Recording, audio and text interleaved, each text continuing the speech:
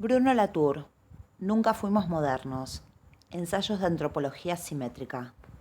3. Revolución. Los modernos, víctimas de su éxito. Si el aparato crítico de los modernos los volvía invencibles, ¿por qué vacilan hoy ante su destino? Si la eficacia de la Constitución dependía justamente de su parte oscura, ¿por qué puedo relacionarla ahora con su parte luminosa?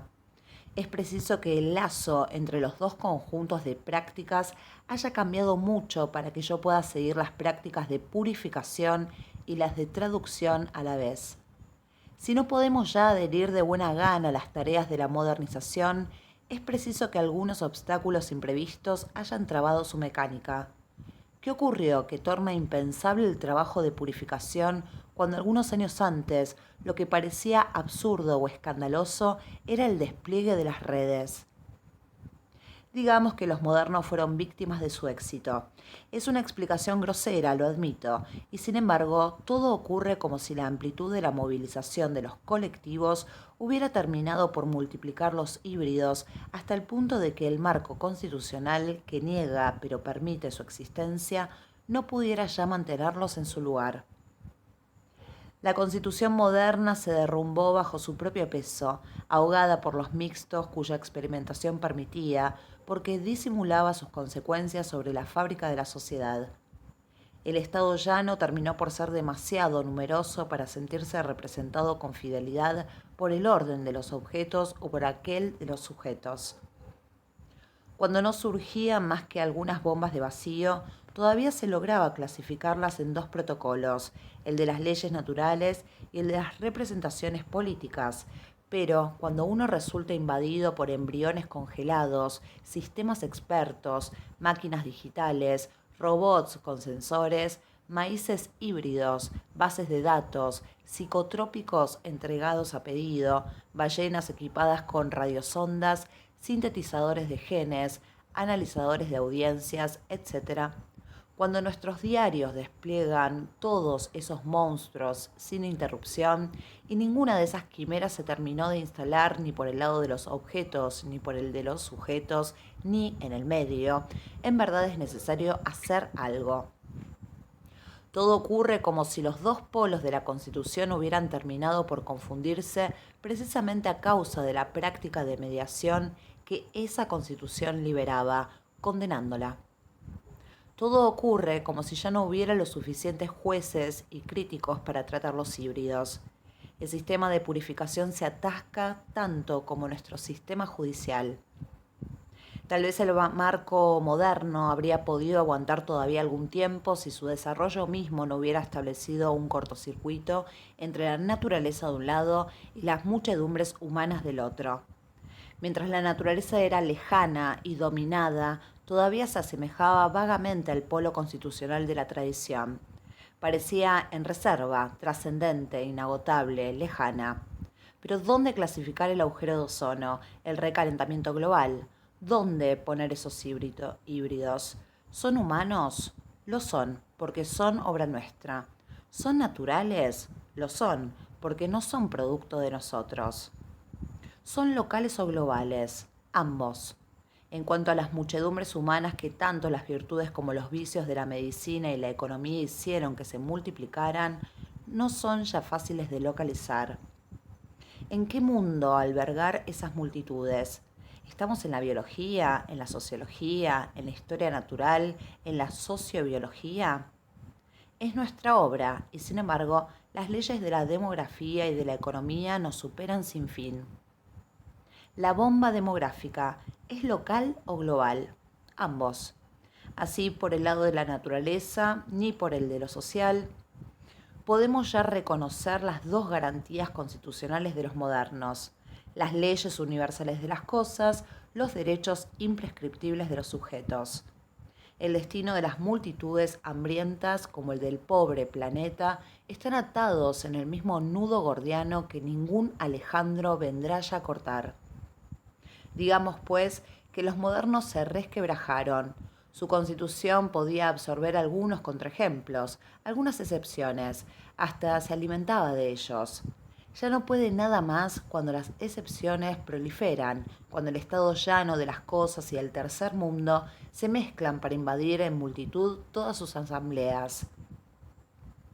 Siguiendo a Michel Serres, yo llamo a tales híbridos cuasi objetos, porque no ocupan ni la posición de objetos prevista para ellos por la Constitución, ni la de sujetos, y porque es imposible encajonarlos a todos en la posición mediana que los convertiría en una simple mezcla de cosa natural y de símbolo social. Curiosamente, es Lévi-Strauss, al buscar un ejemplo para hacernos sentir hasta qué punto el pensamiento salvaje está cerca de nosotros, el que mejor define esa íntima fusión por la cual se borran las huellas de los dos componentes de la naturaleza y de la sociedad, de los que, sin embargo, dice que se hacen frente como en un espejo. Dice Lévi-Strauss: un observador exótico juzgaría sin duda que la circulación automotriz en el centro de una gran ciudad o en una autorruta supera las facultades humanas, y en efecto las supera, en la medida en que no pone con exactitud frente a frente ni a hombres ni a leyes naturales, sino a sistemas de fuerzas naturales humanizadas por la intención de los conductores, y a hombres transformados en fuerzas naturales por la energía física de la que se hacen los mediadores. Ya no se trata de la operación de un agente sobre un objeto inerte, ni de la acción de rebote de un objeto, promovido al papel de agente, sobre un sujeto que se habría desposeído en su favor sin pedirle nada a cambio, vale decir, una situación que, de un lado o del otro, implica cierta dosis de pasividad.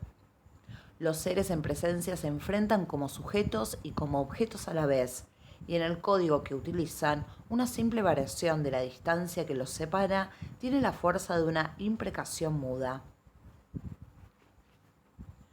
Para acoger tales cuasi objetos, en efecto poco diferentes de aquellos del pensamiento salvaje, debemos dibujar un espacio que no es ya el de la Constitución moderna, porque llena la zona mediana que pretendía vaciar. A la práctica de purificación conviene añadir las prácticas de mediación. En vez de seguir la multiplicación de los cuasi objetos proyectándolos solo sobre la longitud, también conviene localizarlos con ayuda de una latitud. El diagnóstico de la crisis por la cual comencé este ensayo salta entonces a la vista. El crecimiento de los cuasi objetos saturó el marco constitucional de los modernos. Estos practicaban las dos dimensiones, pero no dibujaban con claridad más que una sola, de manera que la segunda permanece en línea de puntos. Los no modernos deben dibujar ambas para comprender los éxitos de los modernos y sus recientes fracasos a la vez, sin por ello zozobrar en el posmodernismo. Al desplegar las dos dimensiones a la vez, quizá podamos acoger a los híbridos y darles un lugar, un nombre, una casa, una filosofía, una ontología y, así lo espero, una nueva constitución. El gran desvío de las filosofías modernizadoras. Cómo las grandes filosofías trataron de absorber a la vez la constitución moderna y los cuasi objetos, ese imperio del medio que no hacía más que extenderse. Simplificando mucho, pueden discernirse tres grandes estrategias. La primera consiste en hacer el gran desvío entre los objetos y los sujetos, cuya distancia no deja entonces de incrementarse. La segunda, con el nombre de giro semiótico, se ocupa del medio, abandonando los extremos. La tercera, por último, aísla el pensamiento del ser de aquel de los entes. Sobrevolemos con rapidez las primeras. Cuanto más se multiplican los cuasi objetos, tanto más las grandes filosofías vuelven inconmensurables los dos polos constitucionales, al tiempo que afirman que no hay tarea más urgente que reconciliarlos. Por tanto, recorren a su manera la paradoja moderna, prohibiendo lo que permiten y permitiendo lo que prohíben. Cada una de esas filosofías, por supuesto, es infinitamente más sutil que este pobre resumen. Cada una es por definición no moderna y la emprende con el mismo problema en el que yo me ejercito con torpeza, pero sus interpretaciones oficiales y popularizadas, sin embargo, sobre este punto, testimonian una asombrosa perseverancia. ¿Cómo multiplicar los cuasi objetos sin concederles un derecho de ciudadanía para que se mantenga la gran división que nos separa tanto de nuestro pasado como de los otros colectivos. Hobbes y Boyle, como vimos, solo disputaban tanto porque apenas lograban separar el polo de los no humanos mudos y naturales de aquel de los ciudadanos conscientes y hablantes. La separación de los dos artificios todavía les parecía tan frágil que solo operaban una leve distinción a través de los híbridos. Fue con el kantismo como nuestra Constitución recibió su formulación canónica de verdad. Lo que no era más que una simple distinción, aquí se agudiza en una separación total, una revolución copernicana. Las cosas en sí se vuelven inaccesibles, mientras que, simétricamente, el sujeto trascendental se aleja infinitamente del mundo. Sin embargo, las dos garantías permanecen simétricas con rapidez, puesto que el conocimiento solo es posible en el punto medio, el de los fenómenos, por una aplicación de las dos formas puras de las de cosas en sí y las del sujeto. Los híbridos en realidad tienen derecho de ciudadanía, pero solo como mezclas de las formas puras en igual proporción. Por cierto, el trabajo de mediación permanece visible, porque Kant multiplica las etapas para pasar del mundo lejano de las cosas al mundo aún más lejano del ego. Sin embargo, esas mediaciones no son ya reconocidas, sino como simples intermediarios, que no hacen más que desplazar o transmitir las formas puras, únicas reconocibles. El hojaldrado de los intermediarios permite aceptar el papel de los cuasi-objetos sin por ello darles una ontología que pondría en entredicho la revolución copernicana. Esta formulación kantiana es visible todavía hoy, cada vez que uno supone al espíritu humano la capacidad de imponer a gusto formas a una materia amorfa pero real. En verdad, el rey Sol, a cuyo alrededor giran los objetos, será derrocado en provecho de muchos otros pretendientes: la sociedad, los epistemes, las estructuras mentales, las categorías culturales, la intersubjetividad. Pero estas revoluciones palaciegas no modificarán la posición del foco que, por esa razón, llamaré sujeto-sociedad. La grandeza de la dialéctica consiste en haber intentado recorrer una vez más el círculo completo de los premodernos, englobando todos los seres divinos, sociales y naturales, para evitar la contradicción del kantismo entre el papel de la purificación y el de la mediación. Pero la dialéctica se equivocó de contradicción. Realmente discernió la que había entre el polo del sujeto y el del objeto, pero no vio aquella entre el conjunto de la constitución moderna que se instalaba y la proliferación de los cuasi-objetos, la que, sin embargo, marca tanto el siglo XIX como el nuestro. O más bien, creyó que iba a absorber la segunda resolviendo la primera. Sin embargo, creyendo abolir la separación de Kant entre las cosas en sí y el sujeto, Hegel la aviva todavía más. La eleva al rango de contradicción, haciendo de esta contradicción llevada al extremo y luego superada el motor de la historia. La distinción del siglo XVII se convierte en una separación en el siglo XVIII, luego en una contradicción tanto más completa en el XIX, cuanto que se convierte en el resorte de toda la intriga. ¿Cómo ilustrar mejor la paradoja moderna? La dialéctica incrementa todavía el abismo que separa el polo del objeto de aquel del sujeto, pero como lo supera y al final lo deroga, en efecto se imagina que superó a Kant. No habla más que de mediaciones y, sin embargo, las mediaciones innumerables con que puebla su historia grandiosa no son más que intermediarios que transmiten las puras cualidades ontológicas, ya sea del espíritu en su versión de derecha, ya de la materia en su versión de izquierda. Al final, si existe un par que nadie puede reconciliar, es el polo de la naturaleza y el del espíritu, porque su misma oposición es conservada y derogada, vale decir, negada. A moderno, moderno y medio. Sin discusión, nuestros mayores modernizadores fueron los dialécticos, tanto más poderosos cuanto que, en efecto, parecían recoger la totalidad del saber y del pasado y cruzaban todos los recursos de la crítica. pero los cuasi-objetos seguían proliferando, esos monstruos de la primera, de la segunda, de la tercera revolución industrial, esos hechos socializados y esos humanos convertidos en mundo natural. Cerradas de inmediato, las totalidades se resquebrajaban por todas partes. Los fines de la historia, a pesar de todo, daban curso a la historia. La fenomenología iba a ser una última vez todavía el gran desvío, pero esta vez soltando lastre, abandonando los dos polos de la pura conciencia y del puro objeto y acostándose al pie de la letra en el medio para tratar de cubrir con su gran sombra el espacio ahora abierto que realmente sentía que ya no podía absorber. Una vez más, la paradoja moderna es llevada más lejos. La noción de intencionalidad transforma la distinción, la separación, la contradicción en una tensión insuperable entre el objeto y el sujeto. Las esperanzas de la dialéctica son abandonadas porque esa tensión no ofrece ninguna resolución. Los fenomenólogos tienen realmente la impresión de superar a Kant y a Hegel y a Marx porque ya no conceden ninguna esencia ni al puro sujeto ni al puro objeto. En realidad, tienen la impresión de no hablar más que de mediaciones, sin que la mediación esté enganchada a polos. Y sin embargo no dibujan más que un trazo entre dos polos reducidos a casi nada.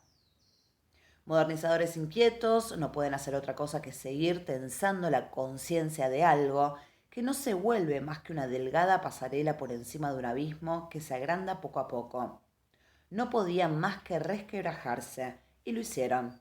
En la misma época, la doble obra de Bachelard, exagerando todavía la objetividad de las ciencias a fuerza de rupturas con el sentido común, y exagerando simétricamente la potencia sin objeto del imaginario a fuerza de cortes epistemológicos, ofrece el símbolo mismo de esa crisis imposible, de ese descuartizamiento. El fin de los fines. La continuación de esta historia adopta sin querer un giro cómico. Cuanto más tenso se vuelve el gran desvío, más se parece el asunto a un número de equilibrista. Hasta aquí todos esos movimientos filosóficos eran graves y profundos. Fundaban, exploraban, acompañaban el prodigioso incremento de los cuasi-objetos. Querían creer a pesar de todo que era posible aguantarlos y digerirlos. Al no hablar más que de pureza, solo apuntaban a captar el trabajo de los híbridos. Todos esos pensadores se interesaban con pasión en las ciencias exactas, en las técnicas y las economías, porque allí reconocían su peligro y su salvación a la vez. Pero ¿qué decir de las filosofías que les sucedieron? Y ante todo, ¿cómo llamarlas? ¿Modernas? No, porque ya no tratan de sostener los dos extremos de la cadena. ¿Postmodernas? Todavía no. Lo peor está por venir. Digamos pre-postmodernas, para señalar que constituyen una transición. Elevan lo que no era más que una distinción, luego no más que una separación, luego una contradicción, luego una tensión insuperable al nivel de una inconmensurabilidad. Toda la Constitución moderna decía ya que no hay una medida común entre el mundo de los sujetos y el de los objetos, pero anulaba de inmediato esa distancia, practicando lo contrario, midiendo juntos a los humanos y las cosas con el mismo rasero, multiplicando con el nombre de intermediarios a los mediadores. Los pre-postmodernos, por su parte, realmente creen que el sujeto hablante es inconmensurable al objeto natural y a la eficacia técnica, o que debe devenirlo si no lo es lo suficiente. Entonces anulan el proyecto moderno, al tiempo que pretenden salvarlo porque siguen la mitad de la Constitución que habla de pureza, pero ignoran la otra mitad que no practica más que la hibridación. Se imaginan que no hay, que no debe haber mediadores. Por el lado de los sujetos inventan la palabra, la hermenéutica, el sentido, y dejan que el mundo de las cosas derive con lentitud en su nada. Del otro lado del espejo, por supuesto, los cientistas y los tecnócratas tienen la actitud simétrica. Cuanto más despliega su madeja la hermenéutica, tanto más despliega la suya el naturalismo.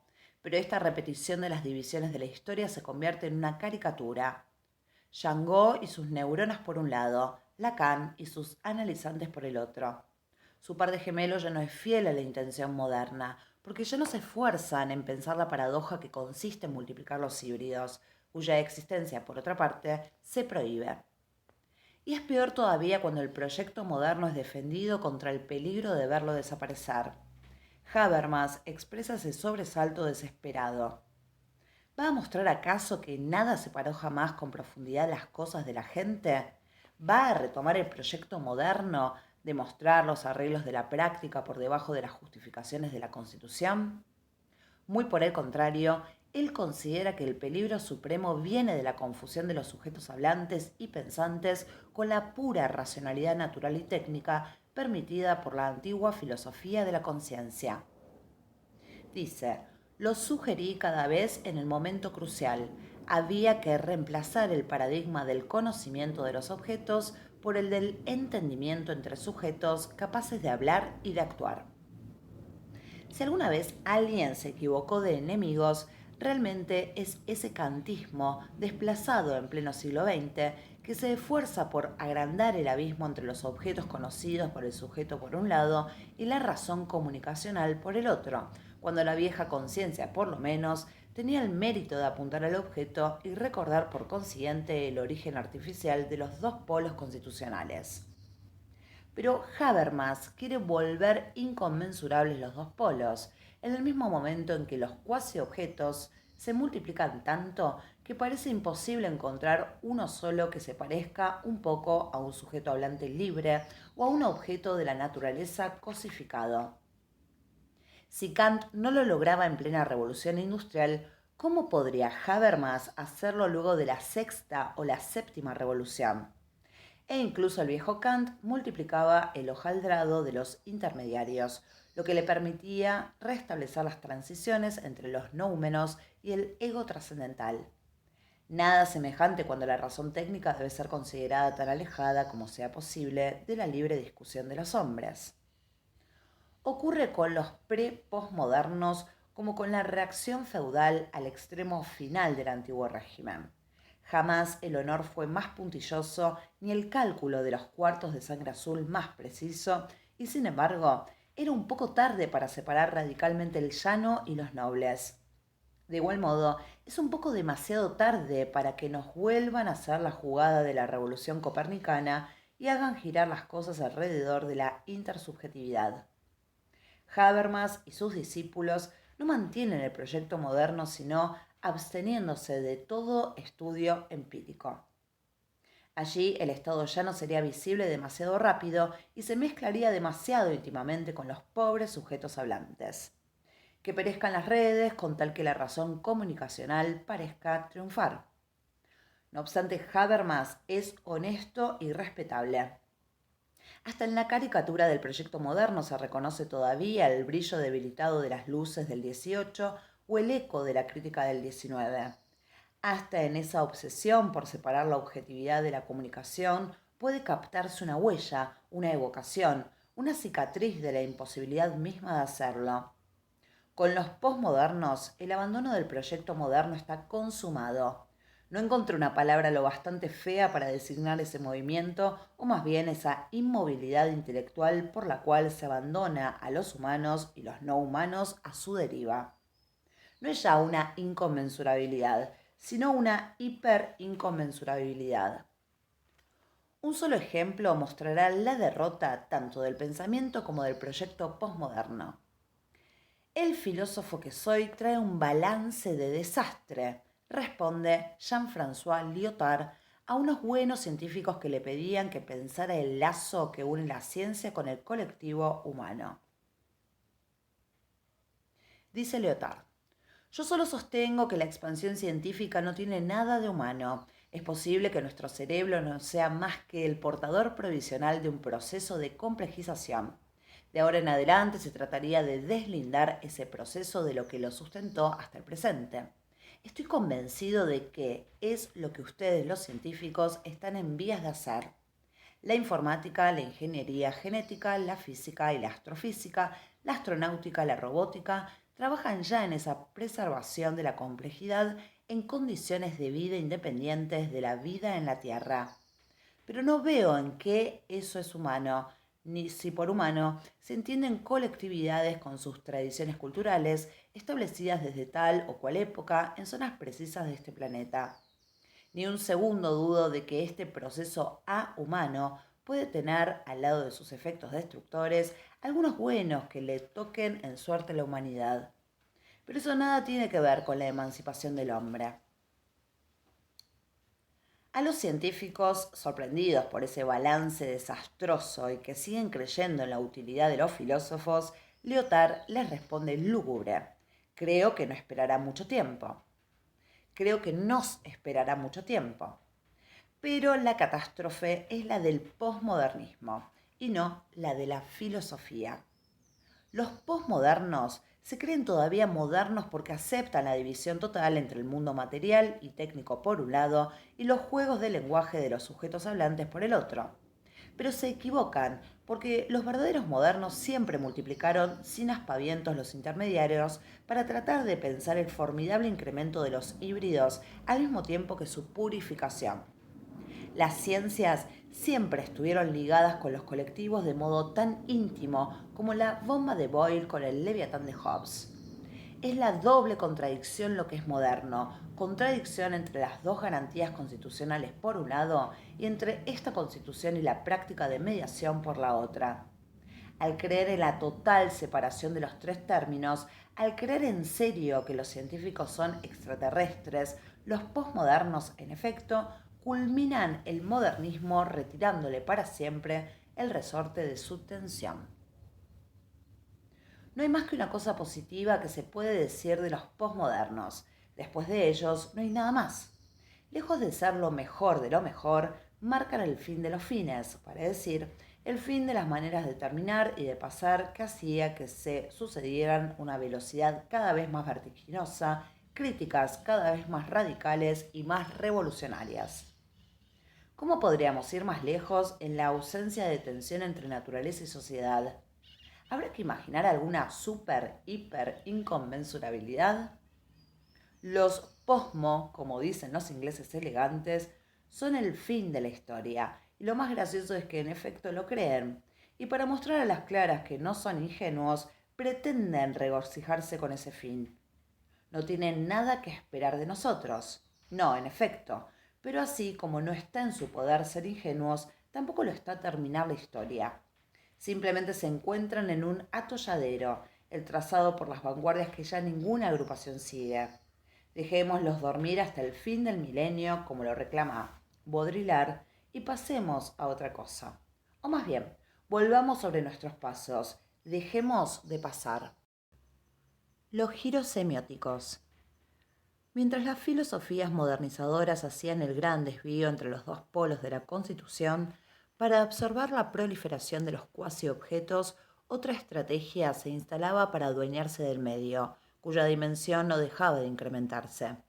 En vez de concentrarse en los extremos del trabajo de purificación, se concentraba en una de sus mediaciones, el lenguaje.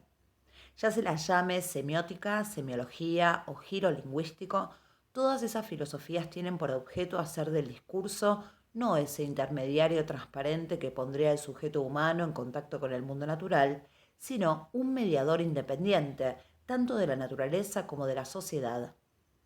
Esa autonomización de la esfera del sentido ocupó los mejores espíritus de nuestro tiempo durante el último medio siglo. Si también ellos nos llevaron a un atolladero, no es porque habrían olvidado al hombre o abandonado la referencia, como hoy lo afirma la reacción modernista, sino porque ellos mismos limitaron su empresa tan solo al discurso.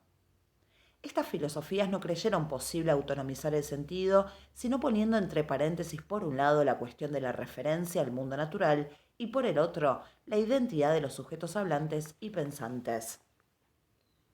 Para ellos el lenguaje ocupa todavía ese lugar mediano de la filosofía moderna, el punto de encuentro de los fenómenos en Kant, pero en vez de hacerse más o menos transparente o más o menos opaco, más o menos fiel o más o menos traidor, ocupó todo el lugar.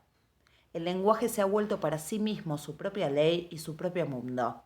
El sistema de la lengua, los juegos del lenguaje, el significante, la escritura, el texto, la textualidad, los relatos, el discurso, Tales son algunos de los términos que designan el imperio de los signos.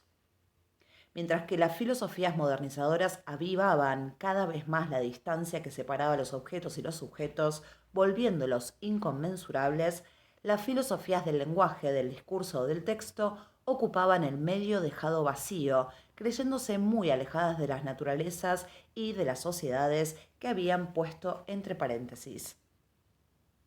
Su grandeza fue desarrollar, al amparo de la doble tiranía del referente y el sujeto hablante, los conceptos que dan su dignidad a los mediadores, los que no son más que simples intermediarios o simples vehículos que transportan el sentido desde la naturaleza hasta los locutores o de estos hacia aquella. El texto y el lenguaje hacen el sentido.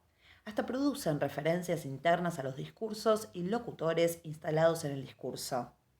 Para producir naturalezas y sociedades solo se necesitan a sí mismos.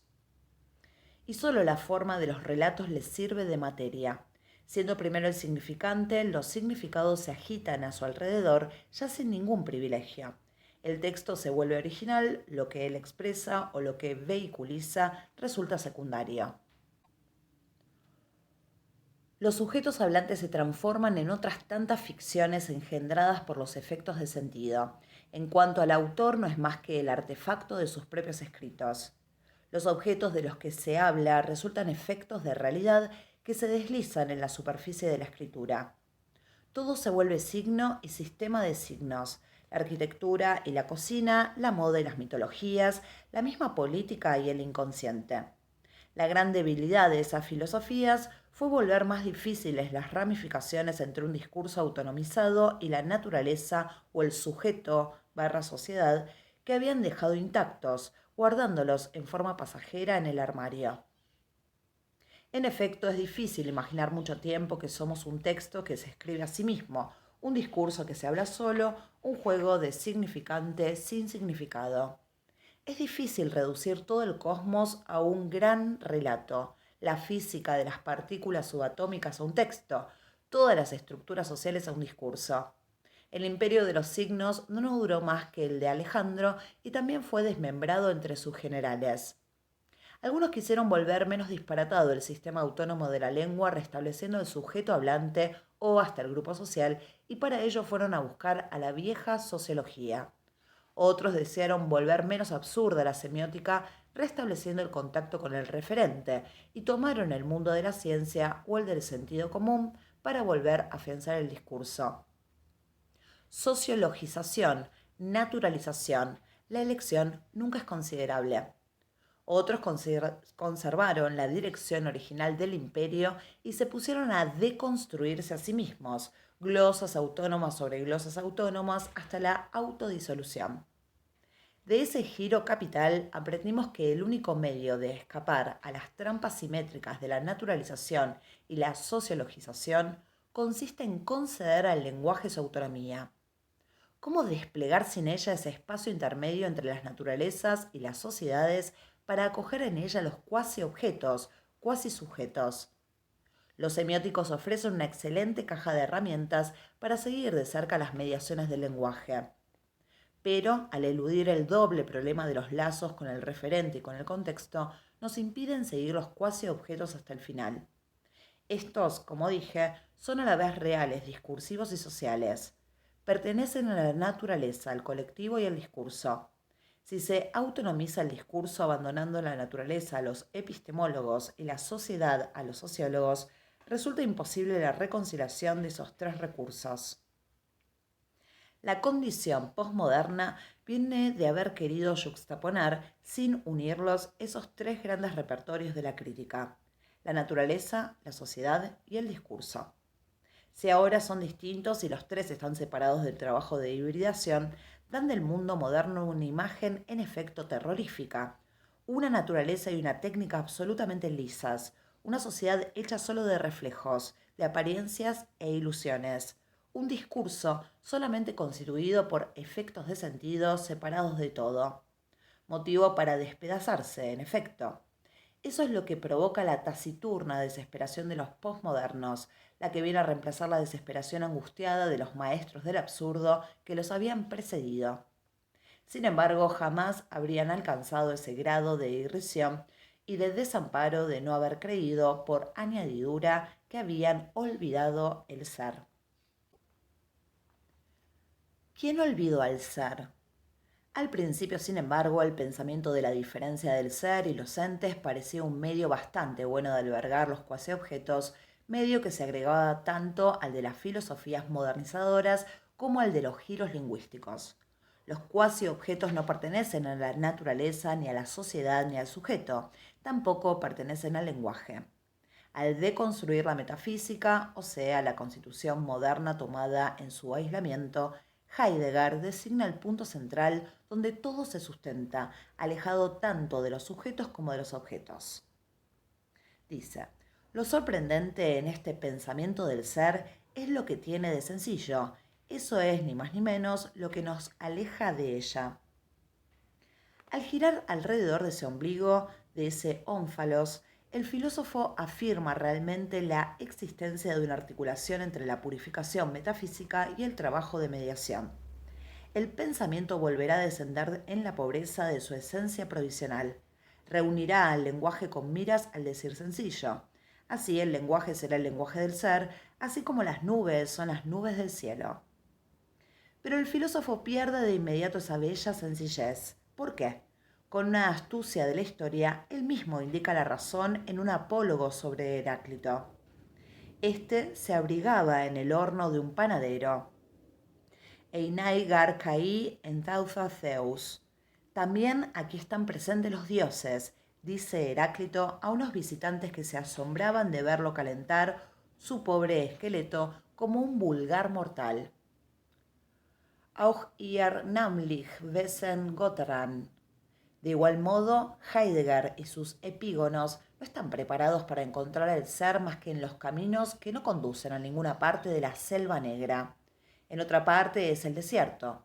Los dioses no pueden residir en la técnica, esa pura disposición del ser, Gestel, ese destino ineluctable, Geschick, ese peligro supremo, Gefahr. Tampoco hay que buscarlos en la ciencia, porque ella no tiene otra esencia que la de la técnica. Están ausentes de la política, de la sociología, de la psicología, de la antropología, de la historia, la cual es la del ser y cuenta sus épocas por milenios. Los dioses no pueden residir en la economía, ese puro cálculo atrapado para siempre en el ente y la preocupación.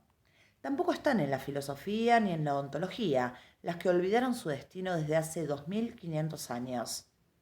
Así, Heidegger le hace al mundo moderno lo que los visitantes le hacen a Heráclito, la jugada del desprecio. Y sin embargo, también aquí están presentes los dioses.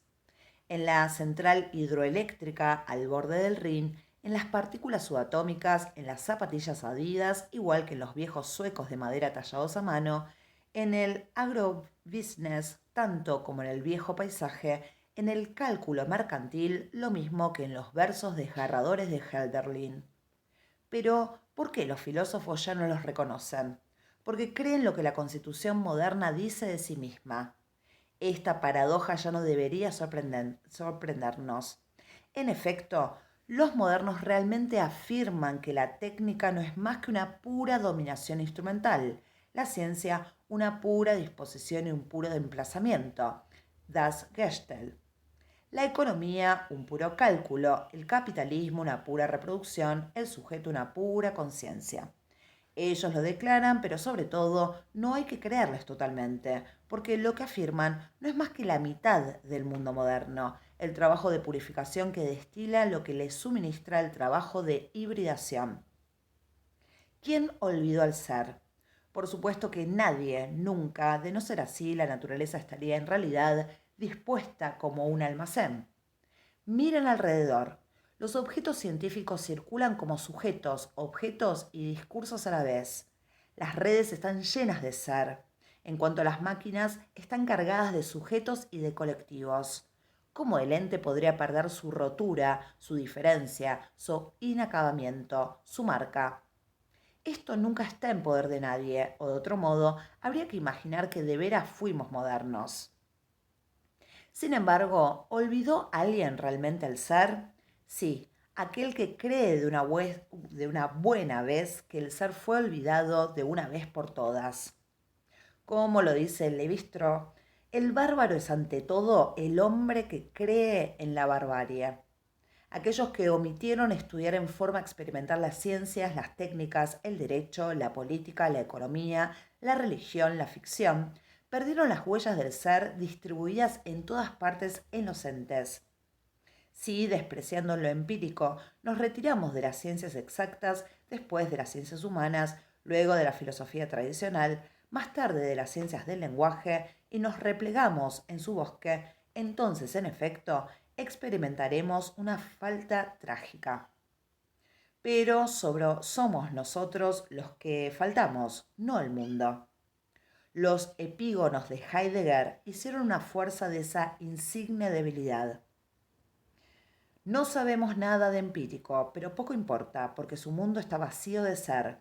Conservábamos al amparo de todo la llamita del pensamiento del ser, y ustedes, que tienen todo el resto, no tienen nada.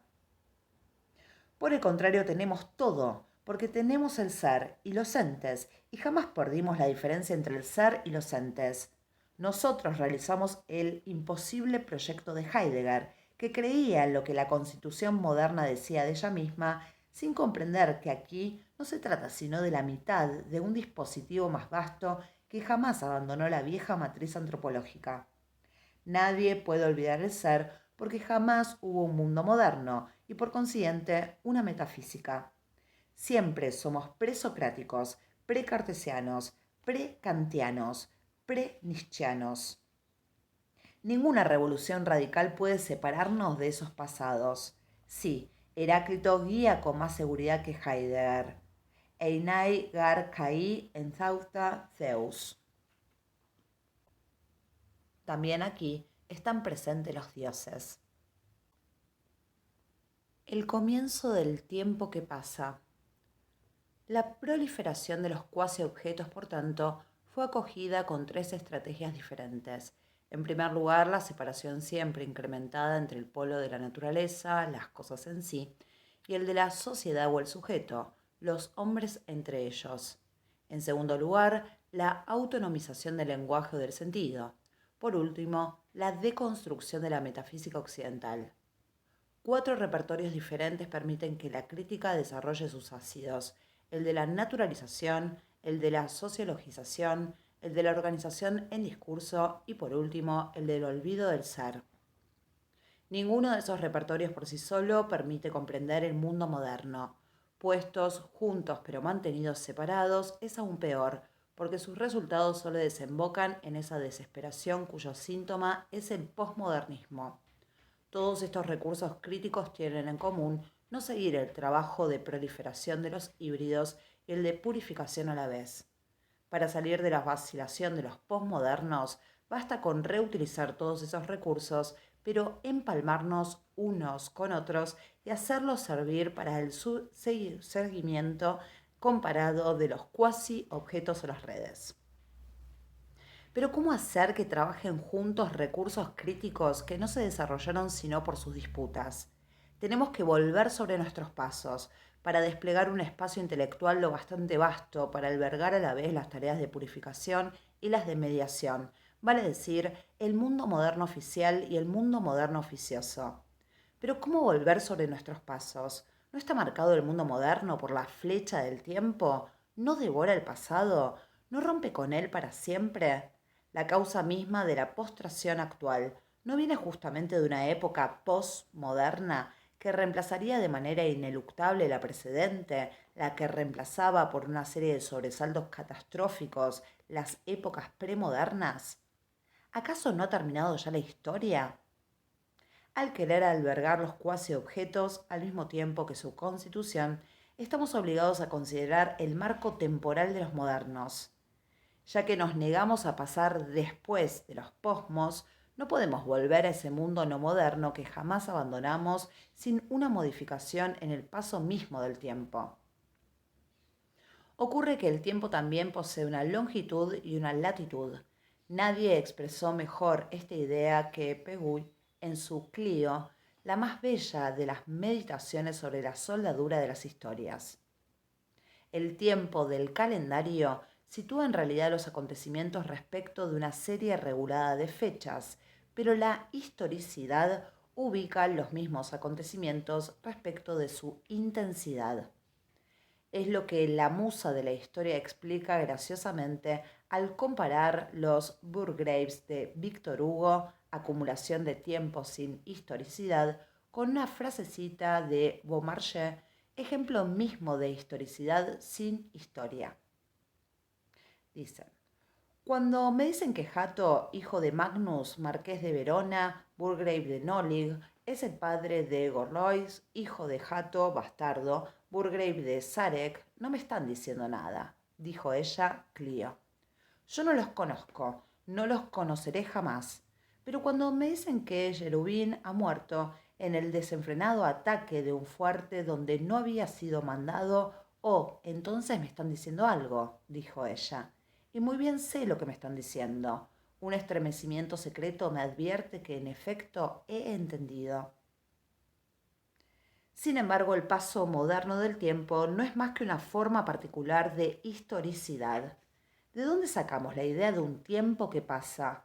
Pues de esa constitución moderna misma. La antropología está ahí para recordárnoslo. El pasaje del tiempo puede interpretarse de múltiples maneras, como ciclo o como decadencia, como caída o como inestabilidad, como retorno o como presencia continuada. Llamamos temporalidad a la interpretación de ese pasaje para distinguirla bien del tiempo. Los modernos tienen la particularidad de comprender el tiempo que pasa como si derogara realmente el pasado tras él. Todos se consideran Atila, detrás de quien la hierba no volvía a crecer. No se sienten alejados de la Edad Media por cierta cantidad de siglos, sino separados de ella por revoluciones copernicanas, cortes epistemológicos, rupturas epistémicas que son tan radicales que ya nada sobrevive en ellos de ese pasado, que ya nada debe sobrevivir en ellos de ese pasado. Dice Peull: esa teoría del progreso equivale en principio a una teoría de caja de ahorro. De conjunto y universalmente supone, crea una enorme caja de ahorro universal, una caja de ahorro común para toda la humanidad común, una gran caja de ahorro intelectual general y hasta universal automática para toda la humanidad común.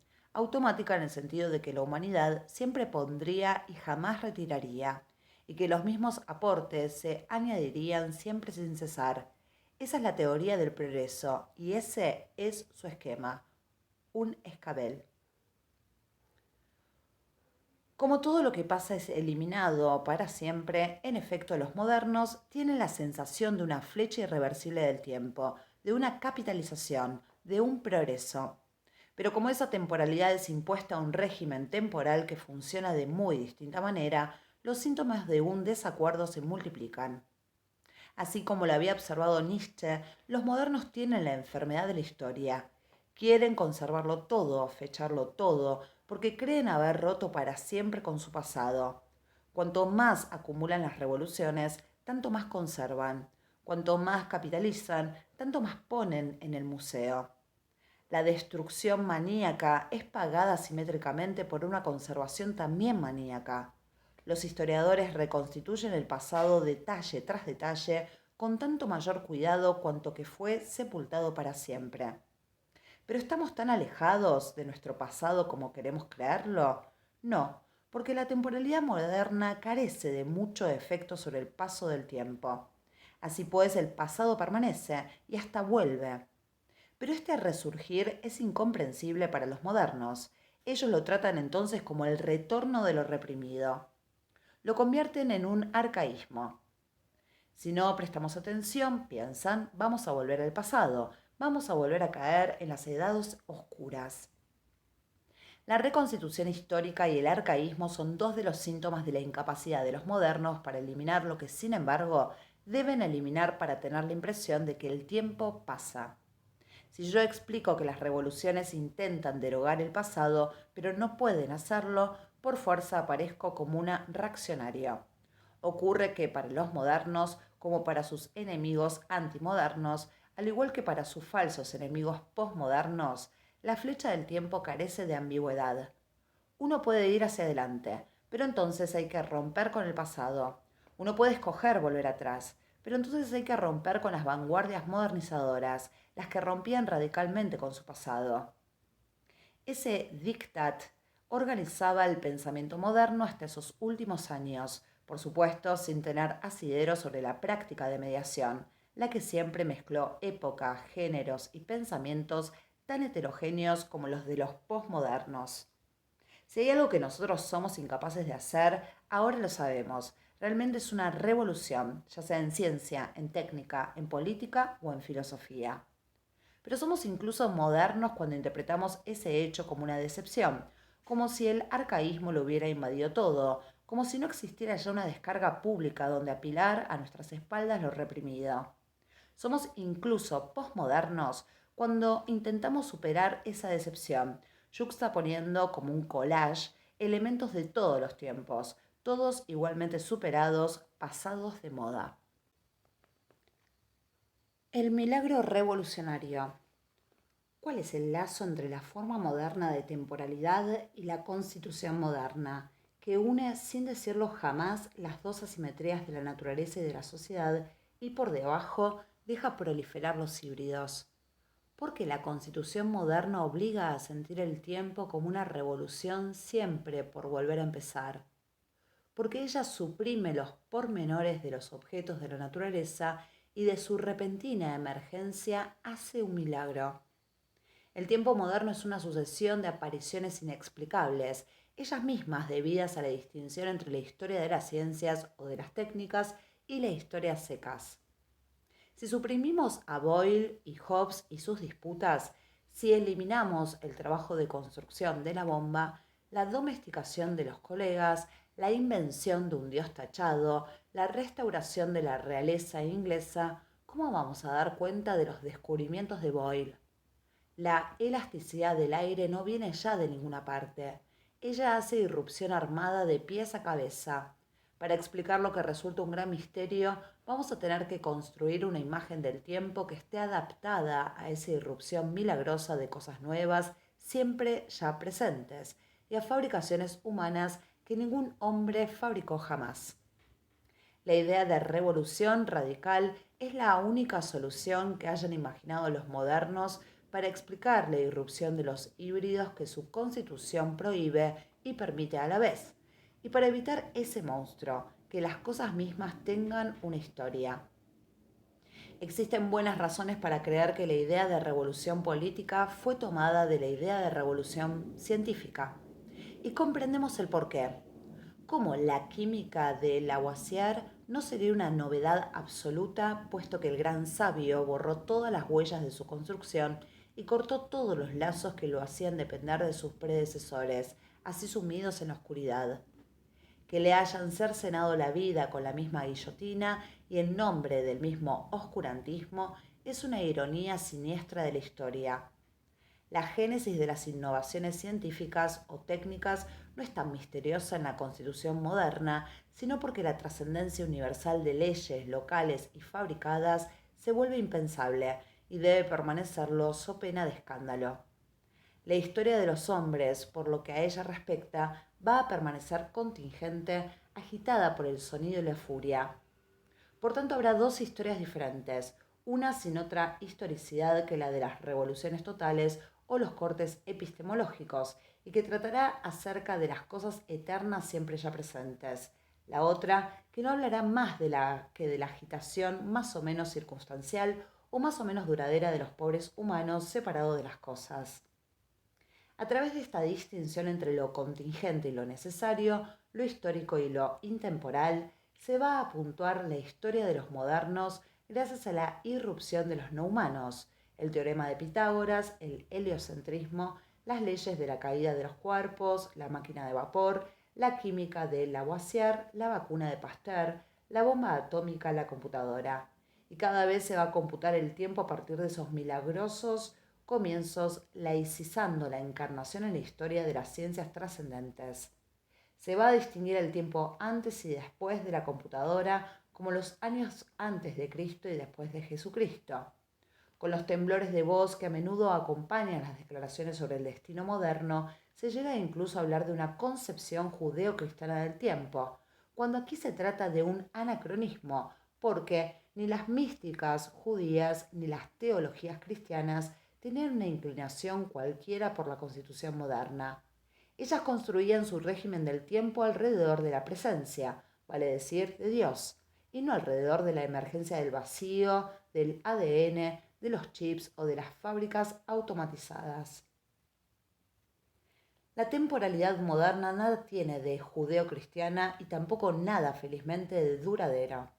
Es una proyección del imperio del medio sobre una línea transformada en flecha por la separación brutal entre lo que no tiene historia, pero que sin embargo emerge en la historia, las cosas de la naturaleza, y lo que no sale jamás de la historia, las labores y las pasiones de los hombres. La asimetría entre naturaleza y cultura se convierte entonces en una asimetría entre el pasado y el futuro.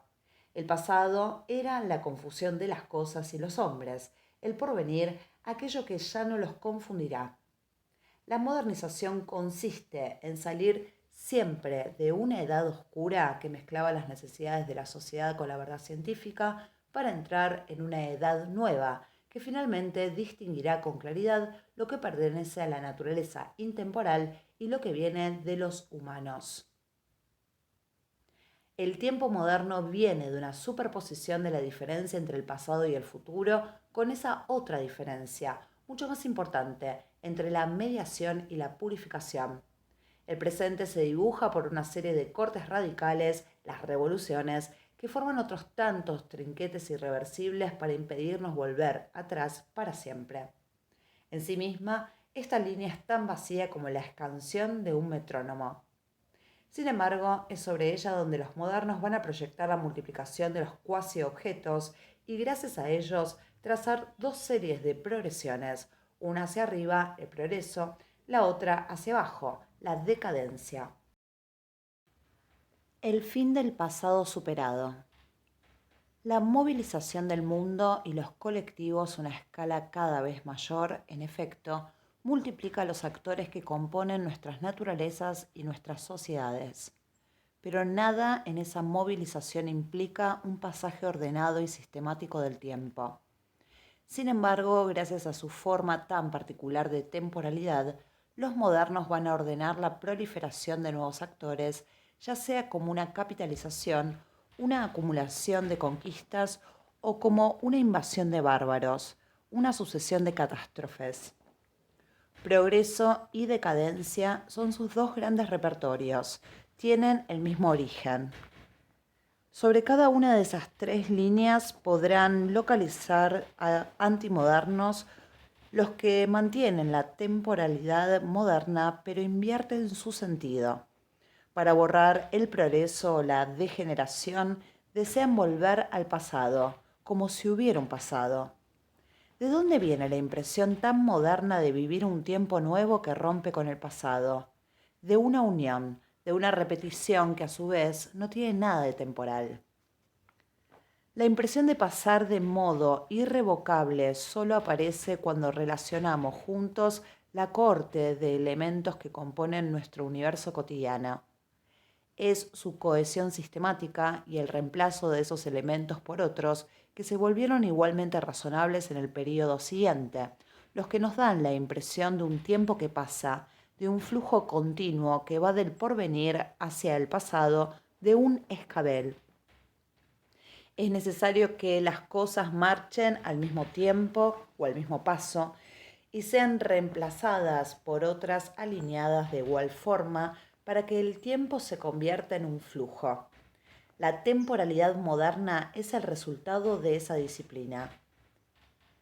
La bomba de vacío en sí misma es tan poco moderna como revolucionaria. Ella asocia, combina y vuelve a desplegar a innumerables actores, algunos de los cuales son nuevos y frescos, el rey de Inglaterra, el vacío, el peso del aire, pero no es posible considerarlos a todos como nuevos.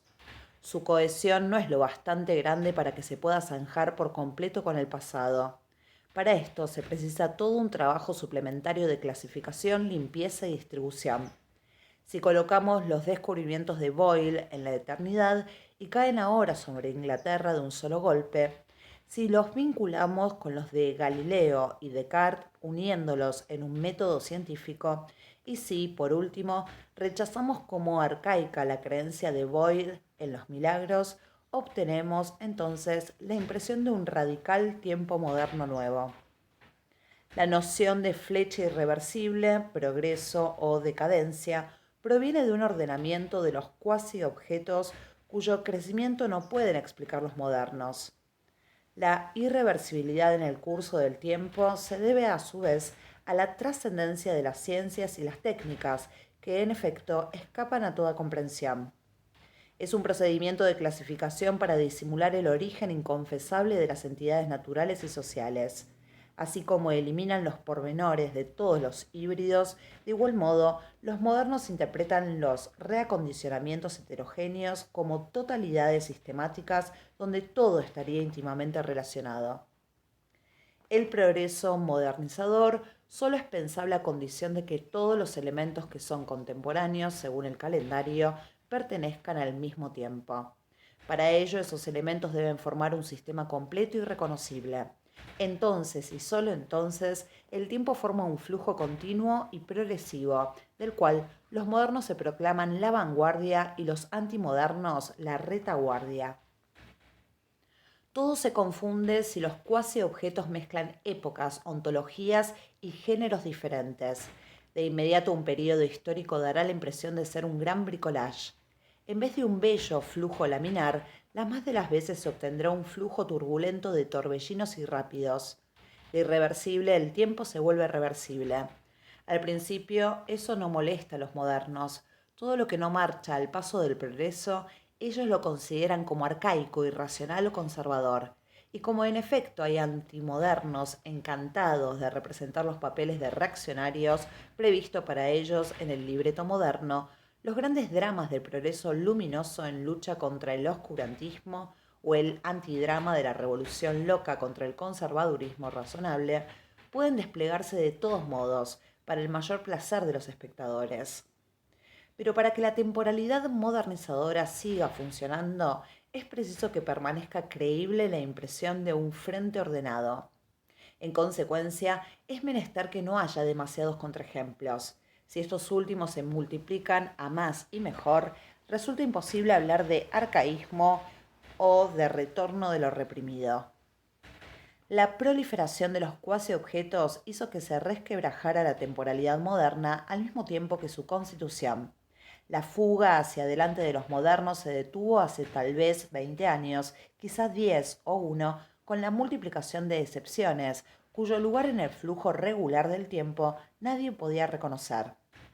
Fueron primero los rascacielos de la arquitectura postmoderna, después la revolución islámica de Jomeini, de la que nadie lograba decir si era expresión de anticipación o retraso. Desde entonces las excepciones ya no cesaron. Ya nadie puede ordenar en un solo grupo coherente a los actores que forman parte del mismo tiempo. Ya nadie sabe si el oso de los Pirineos, los coljoses, los aerosoles, la revolución verde, la vacunación antivariólica, la guerra de las galaxias, la religión islámica, la caza de perdices, la revolución francesa, las empresas del tercer tipo, los sindicatos de Electricité de France, la fusión en frío, el bolchevismo, la relatividad, el nacionalismo esloveno, etc., están pasados de moda al día, son futuristas, atemporales, inexistentes o permanentes. Es ese torbellino en el flujo temporal lo que los posmodernos experimentaron también en las dos vanguardias de las bellas artes y de la política. Como siempre, el posmodernismo es un síntoma y no una solución. Revela la esencia de la modernidad como la época de la reducción del ser al novum. La posmodernidad no hace más que comenzar y la identificación del ser con el novum sigue proyectando su sombra sobre nosotros, como el dios ya muerto de que habla la Gaia Ciencia, según Bátimo. Los posmodernos conservan el marco moderno, pero dispersan los elementos que los modernizadores agrupaban en un pelotón bien ordenado. Los posmodernos tienen razón acerca de la dispersión. Toda reunión contemporánea es politemporal, pero se equivocan al conservar el marco y creer todavía en la exigencia de novedad continua que reivindicaba el modernismo. Al mezclar elementos del pasado bajo forma de collage y de cita, los posmodernos reconocen hasta qué punto esas citas están realmente superadas. Por lo demás, es precisamente porque han pasado de moda por lo que van a ir a buscarlas con objeto de provocar a las antiguas vanguardias que ya no saben a qué santo encomendarse. Pero hay mucho trecho entre la cita provocadora de un pasado realmente caduca a la reanudación, la repetición y la nueva soldadura de un pasado que jamás habría desaparecido. Selección y tiempos múltiples. Por fortuna, nada nos obliga a mantener la temporalidad moderna con su sucesión de revoluciones radicales, sus antimodernos que vuelven a lo que creen que es el pasado y su doble concierto de elogios y quejas a favor o en contra del continuo progreso, a favor o en contra de la continua degeneración. No estamos atados para siempre a esa temporalidad que no permite comprender ni nuestro pasado ni nuestro futuro y que nos obliga a echar al olvido de la historia la totalidad de los terceros mundos, humanos y no humanos. Más vale decir que los tiempos modernos dejaron de pasar. No nos lamentemos por ello, porque nuestra historia real nunca tuvo más que relaciones bastante vagas con ese lecho de Procusto que le habían impuesto los modernizadores y sus enemigos. El tiempo no es un marco general, sino el resultado provisional de la unión de los seres. La disciplina moderna reunía, enganchaba, sistematizaba para que se mantuvieran juntos la cohorte de los elementos contemporáneos y de tal modo eliminar a los que no pertenecían al sistema. Esa tentativa ha fracasado, siempre ha fracasado. Ya no hay, nunca hubo más que elementos que escapan al sistema, objetos cuya fecha y duración son inciertos. No son solo los beduinos o los kun los que mezclan los transistores y los comportamientos tradicionales, los baldes de plástico y los odres de piel de animales. ¿De qué país no puede decirse que es una tierra de contrastes? Todos hemos llegado a mezclar los tiempos. Todos hemos vuelto a ser premodernos. Si ya no podemos progresar a la manera de los modernos, ¿debemos regresar a la manera de los antimodernos? No, debemos pasar de una temporalidad a otra, porque en sí misma una temporalidad no tiene nada de temporal. Es un modo de ordenamiento para relacionar elementos. Si cambiamos el principio de clasificación, obtenemos otra temporalidad a partir de los mismos acontecimientos.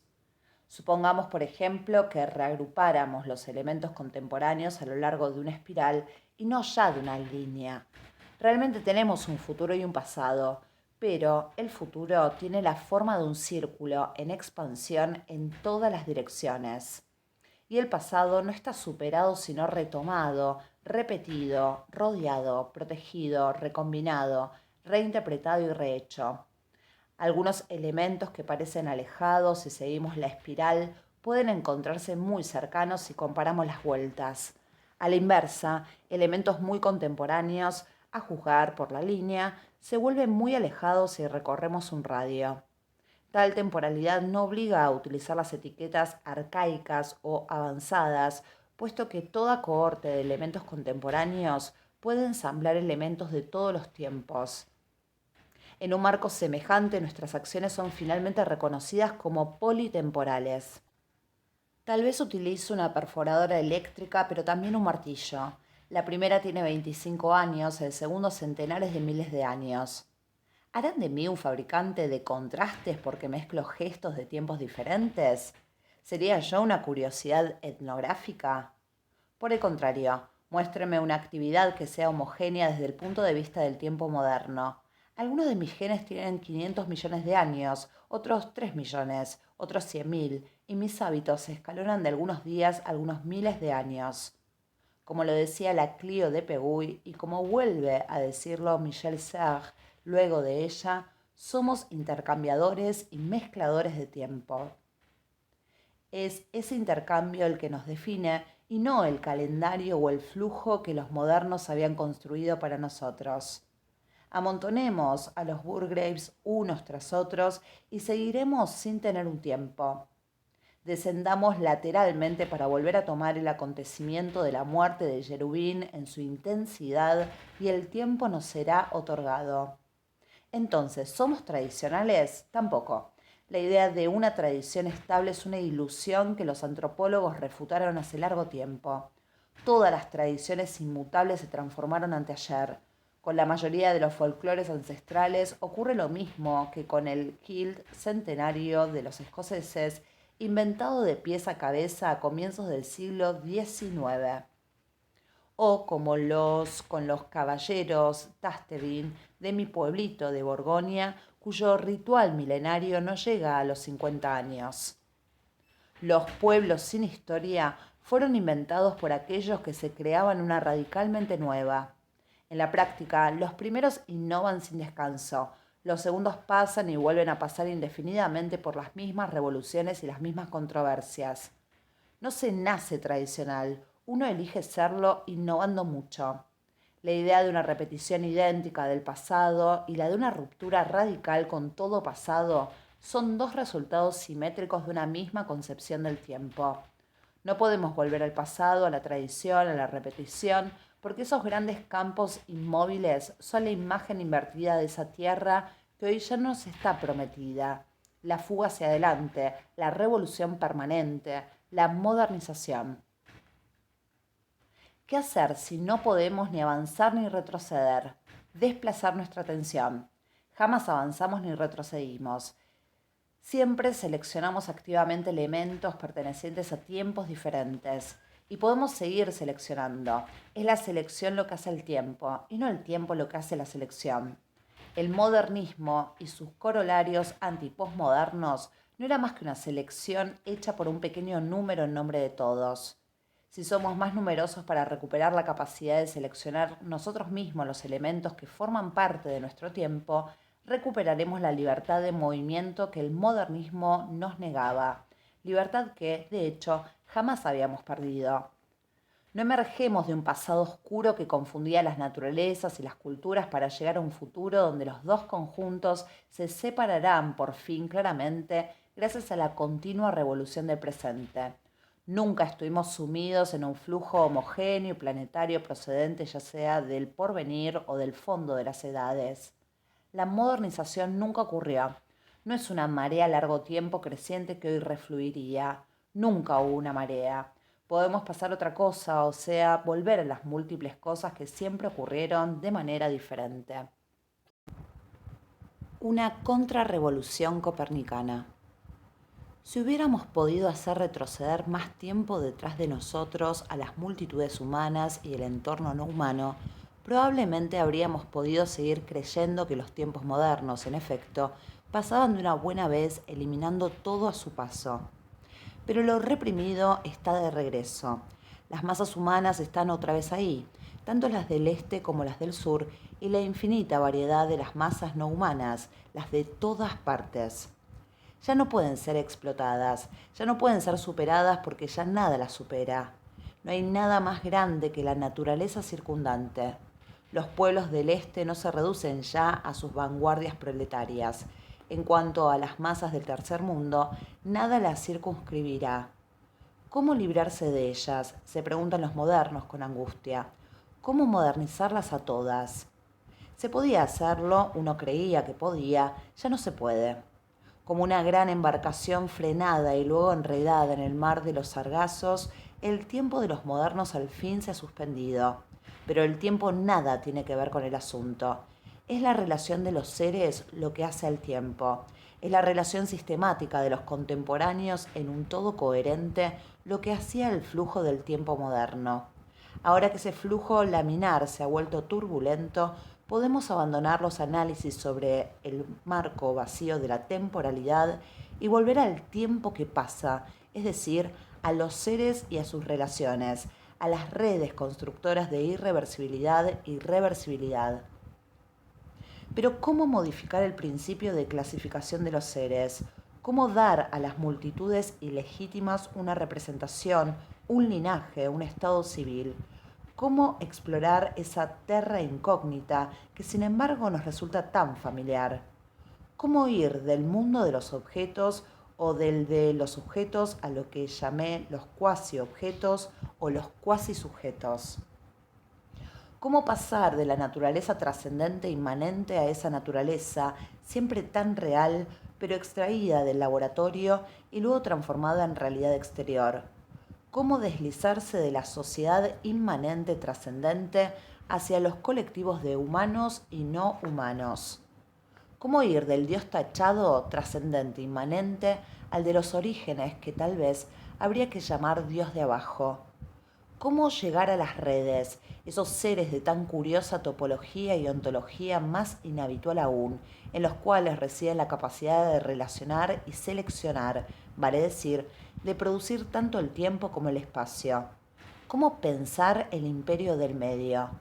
Lo dije, debemos trazar a la vez la dimensión moderna y la dimensión no moderna, desplegar la latitud y la longitud, que permitirán dibujar los mapas adaptados tanto al trabajo de mediación como al de purificación.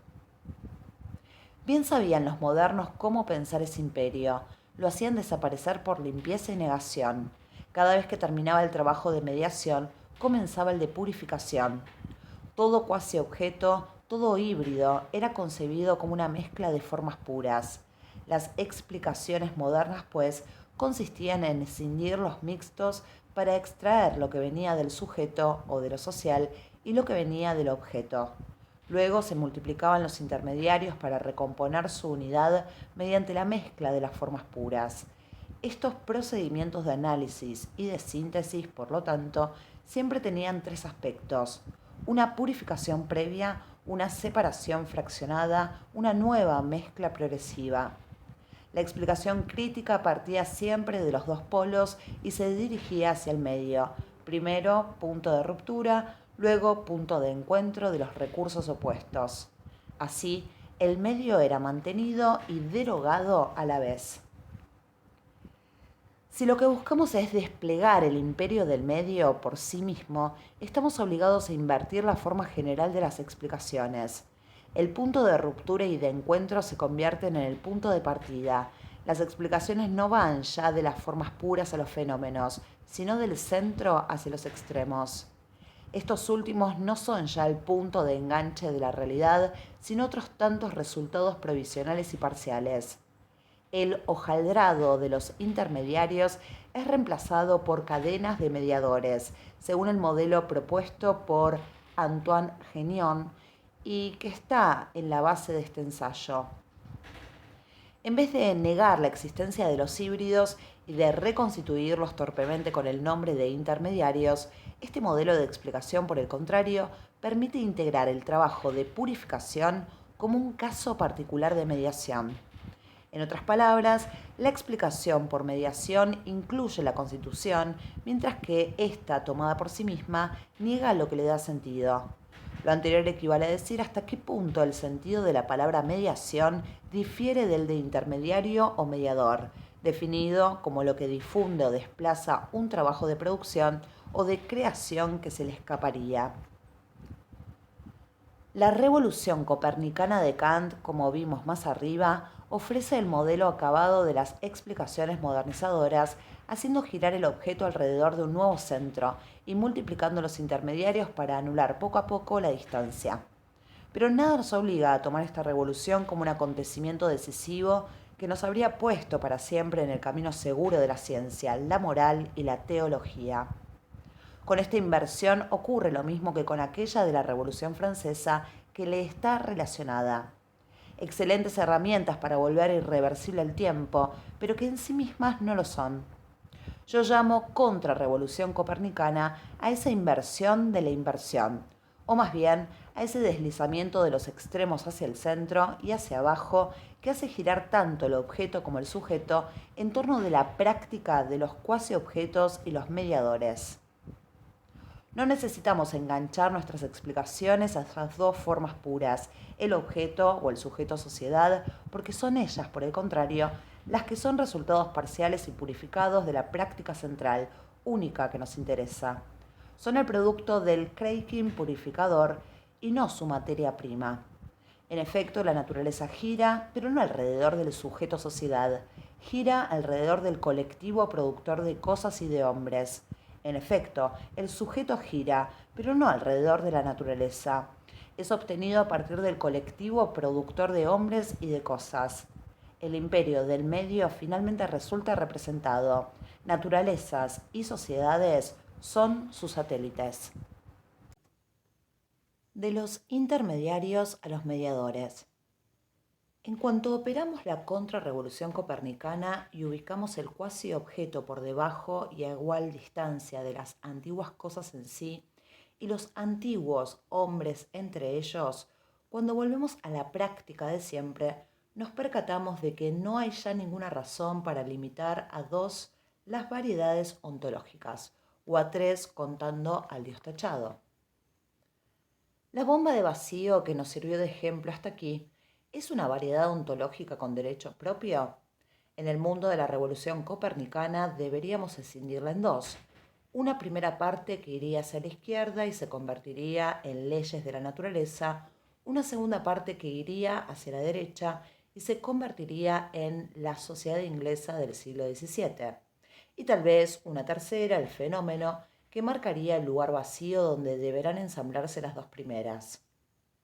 Luego, multiplicando los intermediarios, deberíamos acercar lo que acabamos de alejar. Diríamos que la bomba de laboratorio revela o representa o materializa o permite captar las leyes de la naturaleza.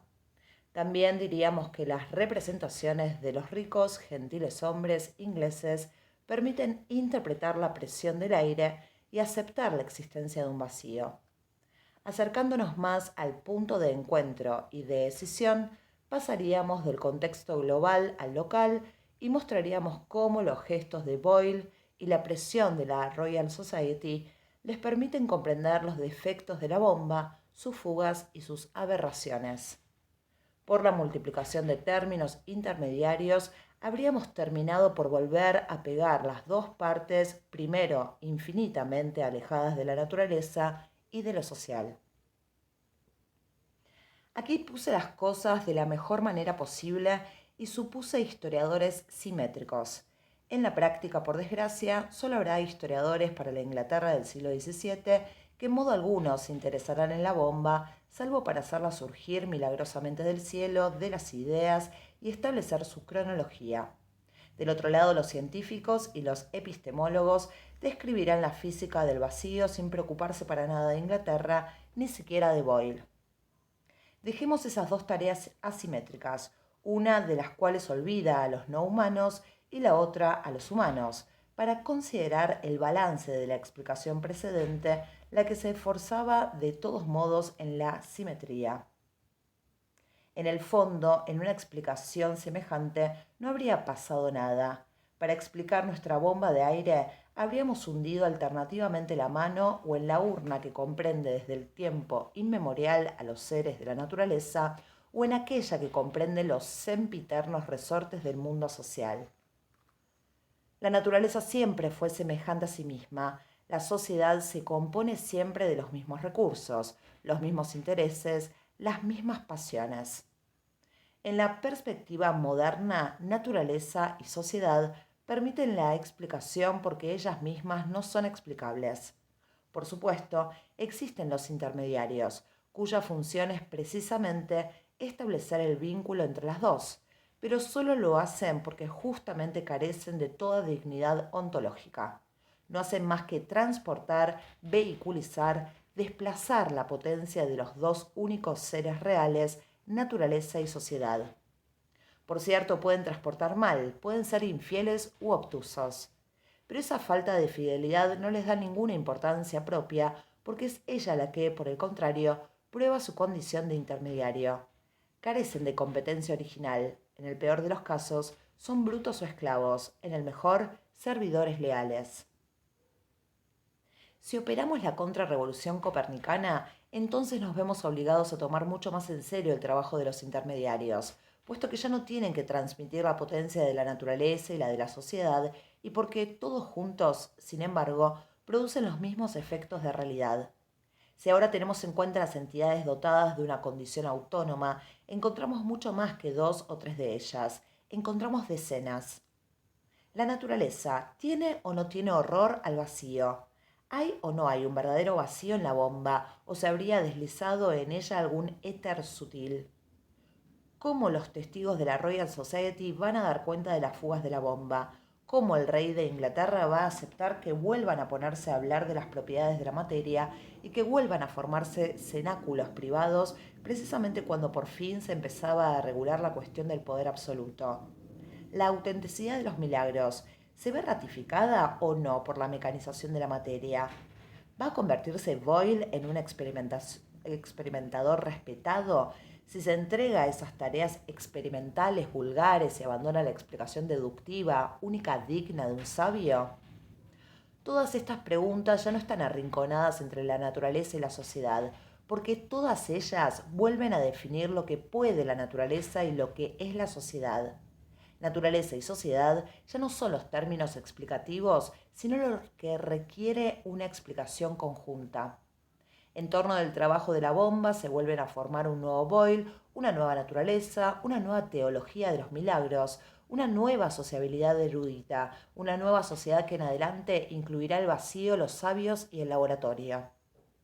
Ya no explicaremos la innovación de la bomba de aire metiendo alternativamente la mano en las dos urnas de la naturaleza y de la sociedad. Por el contrario, llenaremos esas urnas, o por lo menos modificaremos su contenido con profundidad.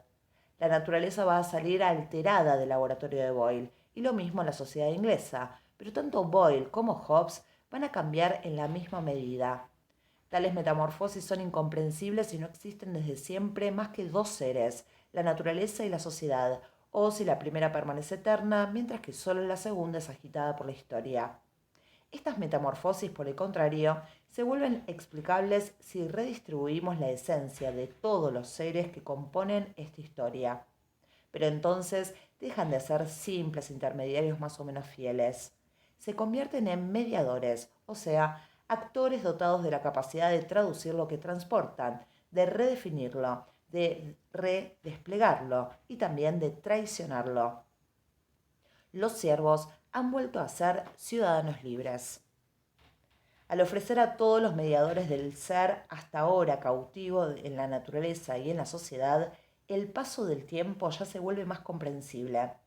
En el mundo de la revolución copernicana, donde todo debía sostenerse entre los dos polos de la naturaleza y de la sociedad, la historia en el fondo no contaba para nada. No se hacía otra cosa que descubrir la naturaleza o desplegar la sociedad o aplicar a una sobre la otra. Los fenómenos no eran nada más que el encuentro de elementos siempre ya presentes. Realmente había una historia contingente, pero solo para los humanos, separada de la necesidad de las cosas naturales. No bien partimos del medio, invertimos las flechas de la explicación. Tomamos la esencia acumulada en las dos extremidades para redistribuirla al conjunto de los intermediarios.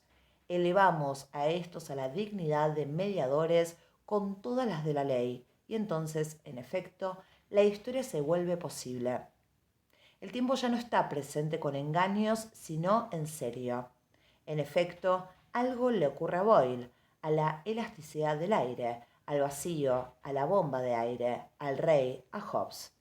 Salen cambiados. Todas las esencias se convierten en acontecimientos. La elasticidad del aire de la misma manera que la muerte de Cherubín. La historia no es ya simplemente la de los hombres, también se vuelve la de las cosas naturales. De la cosa en sí al cuestionamiento. Esta contrarrevolución copernicana equivale a modificar el lugar del objeto para sacarlo de la cosa en sí y llevarlo al colectivo, sin por ello acercarlo a la sociedad. El trabajo de Serre no es menos importante que el de Chapin y Schaffer o el de Hennion para lograr ese desplazamiento, ese descenso. Nosotros tratamos de describir la emergencia del objeto, no solamente de la herramienta o de la estatua bella, sino de la cosa en general, ontológicamente hablando. Cómo el objeto llegó a la hominidad, escribe Michel Serre en uno de sus mejores libros. Pero el problema es que no puede. Dice, encontrar nada en los libros que hable de la experiencia primitiva en cuyo transcurso el objeto tal cual constituyó al sujeto homínido, puesto que los libros se escriben para revestir de olvido esa empiria o clausurar su puerta, y que los discursos arrojen de su rumor lo que ocurrió en ese silencio. Poseemos centenares de mitos que narran cómo el sujeto o el colectivo, la intersubjetividad o los epistemes construye el objeto. La revolución copernicana de Kant no es más que un ejemplo en un largo linaje. No obstante, no tenemos nada para narrarnos el otro aspecto de la historia, cómo el objeto hace al sujeto. Chapin y Schaffer disponen de miles de páginas de archivos sobre las ideas de Boyle y Hobbes, pero nada sobre la práctica tácita de la bomba de aire o sobre la destreza que requería. Los testimonios de esta segunda mitad de la historia no están constituidos de textos o de lenguajes, sino de restos silenciosos y brutales, tales como bombas, piedras y estatuas. Aunque la arqueología de Serre se ubique varias capas por debajo de aquella de la bomba de aire, tropieza con el mismo silencio. Dice, el pueblo de Israel salmodia ante el muro desmantelado de los lamentos. Del templo ya no queda piedra sobre piedra. ¿Qué ha visto, qué ha hecho, qué ha pensado el sabio Tales ante las pirámides de Egipto, en un momento tan antiguo para nosotros que el nombre de Keops sonaba arcaico para él? ¿Por qué inventa la geometría ante ese montón de piedras? Todo el Islam sueña con viajar hacia la Meca, donde se conserva en Kaaba negra la piedra. La ciencia moderna nace en el Renacimiento de la caída de los cuerpos. Caen las piedras. ¿Por qué Jesús fundó la iglesia cristiana sobre un hombre llamado Pedro? A propósito, mezclo religiones y saberes en estos ejemplos de instauración. ¿Por qué deberíamos tomar en serio una generalización tan apresurada de todas estas petrificaciones, mezclando la piedra negra religiosa con la caída de los cuerpos de Galileo? Por la misma razón que tomé en serio el trabajo de Chapin y Schaffer, mezclando a propósito religiones y saberes en sus ejemplos de instauración de la ciencia y la política modernas. Ellos habían lastrado la epistemología con ese nuevo actor desconocido, la bomba de aire remendada, surcida y que pierde. Serre lastra la epistemología con ese nuevo actor desconocido, las cosas silenciosas. Todos lo hacen por la misma razón antropológica. La ciencia y la religión están unidas por una profunda reinterpretación de lo que es acusar y poner a prueba. Tanto para Boyle como para Serre, la ciencia es una rama de lo judicial. Dice, en todas las lenguas de Europa, tanto en el norte como en el sur, la palabra cosa, no importa qué forma se le dé, tiene por origen o raíz la palabra causa, tomada de lo judicial, lo político o la crítica en general. Como si los mismos objetos no existieran sino según los debates de una asamblea o después de una decisión pronunciada por un jurado. El lenguaje quiere que el mundo solo venga de él, por lo menos lo dice. Así la lengua latina llama res, la cosa, de donde nosotros sacamos la realidad, al objeto del procedimiento judicial o la causa misma. De manera que para los antiguos el acusado llevaba el nombre de reus, porque los magistrados lo citaban, como si la sola realidad humana viniera únicamente de los tribunales. Allí nos esperan el milagro y la resolución del último enigma. La palabra causa designa la raíz o el origen de la palabra cosa, causa, cosa. De igual modo, thing o ding. El tribunal pone en escena la identidad de la causa y la cosa, de la palabra y el objeto o el pasaje sustitutivo de unos y otros. Ahí emerge una cosa. Así es como Serre generaliza con 3 citas los resultados que Chapin y Schaffer reunía con tanto trabajo. Las causas, las piedras y los hechos jamás ocupan la posición de la cosa en sí. Boyle se preguntaba cómo poner fin a las guerras civiles, obligando la materia a permanecer inerte, pidiendo a Dios que no esté presente directamente, construyendo un nuevo espacio cerrado en un recipiente donde la existencia del vacío se volvería manifiesta, renunciando a condenar a los testigos por sus opiniones. Ninguna acusación ad hominem tendrá ya vigencia, nos dice Boyle, Ningún testigo humano será creído, solo los indicadores no humanos e instrumentos observados por gentiles hombres darán fe. La acumulación obstinada de los matter of facts establecerá los fundamentos del colectivo pacificado. Esta invención de los hechos, sin embargo, no es el descubrimiento de las cosas out there. Es una creación antropológica que redistribuye Dios, la voluntad, el amor, el odio y la justicia. No otra cosa dice Serge. Ninguna idea tenemos del aspecto que tendrían las cosas fuera del tribunal, fuera de nuestras guerras civiles y fuera de nuestros procesos y nuestros tribunales. Sin acusación no tenemos causas para abogar y no podemos asignar causas a los fenómenos. Esta situación antropológica no está limitada a nuestro pasado precientífico, porque pertenece más a nuestro presente científico. Así, no vivimos en una sociedad que sería moderna porque, al contrario de todas las otras, finalmente se liberaría del infierno de las relaciones colectivas, del oscurantismo de la religión, de la tiranía de la política, sino porque, después de todas las otras, redistribuyen las acusaciones reemplazando una causa judicial colectiva social por una causa científica no social, matter of factual. En ninguna parte se puede observar un objeto y un sujeto, una sociedad que sería primitiva y la otra moderna. Series de sustituciones, de desplazamientos, de traducciones movilizan pueblos y cosas en una escala cada vez mayor. Dice Serge, en el origen me imagino un torbellino rápido donde la constitución trascendental del objeto por el sujeto se alimentaría, como en retorno de la constitución simétrica del sujeto por el objeto, en semiciclos fulminantes y retomados sin cesar que vuelven al origen. Existe un trascendental objetivo, condición constitutiva del sujeto, por la aparición del objeto como objeto en general. De la condición inversa o simétrica sobre el ciclo turbulento tenemos testimonios, huellas o relatos escritos en las lenguas lábiles. Pero de la condición constitutiva directa a partir del objeto tenemos testigos tangibles, visibles, concretos, formidables, tácitos. Por más que nos remontemos en la historia charlatana o la prehistoria silenciosa, no dejan de estar presentes. Serge, en su obra tan poco moderna, nos cuenta una pragmatogonía tan fabulosa como la vieja cosmogonía de Hesíodo o como la de Hegel. La suya no procede por metamorfosis o por dialéctica, sino por sustituciones. Las nuevas ciencias que desvían, transforman, amasan lo colectivo en cosas que nadie ha hecho, no son más que recién llegadas a esa larga mitología de las sustituciones. Los que siguen las redes o estudian las ciencias no hacen sino documentar la enésima vuelta de esa espiral cuyo fabuloso comienzo bosqueja Serge para nosotros. La ciencia contemporánea es una manera de prolongar lo que siempre hicimos.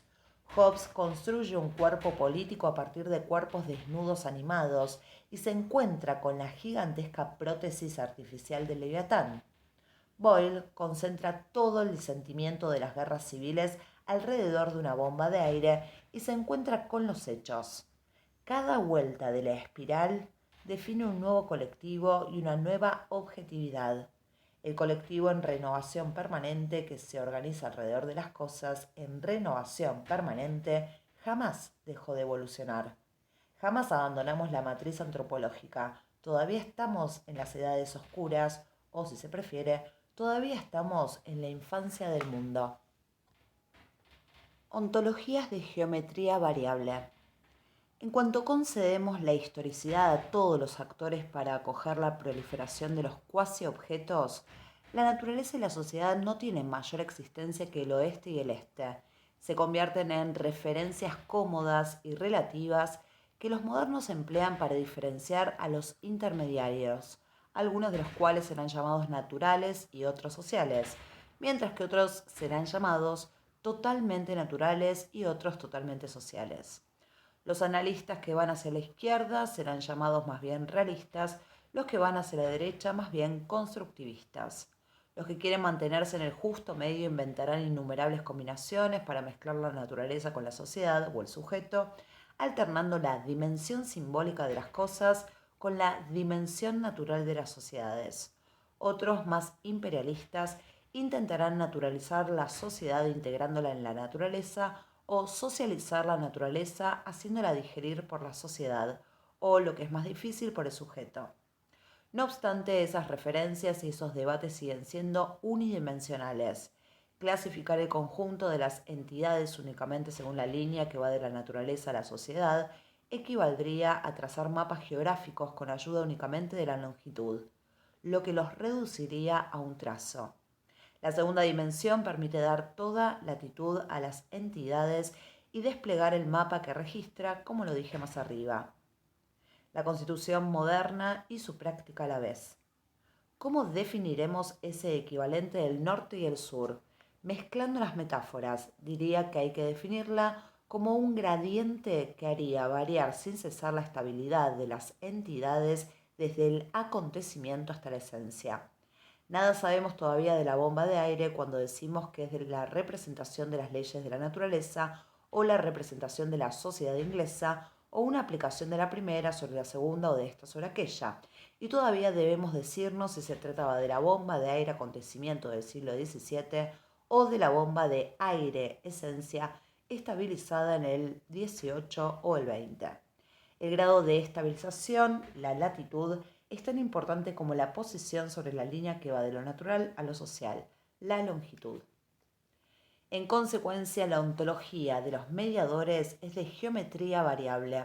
Lo que Sartre decía de los humanos, de que su existencia precede a su esencia, hay que decirlo de todos los actuantes, de la elasticidad del aire como de la sociedad, de la materia como de la conciencia.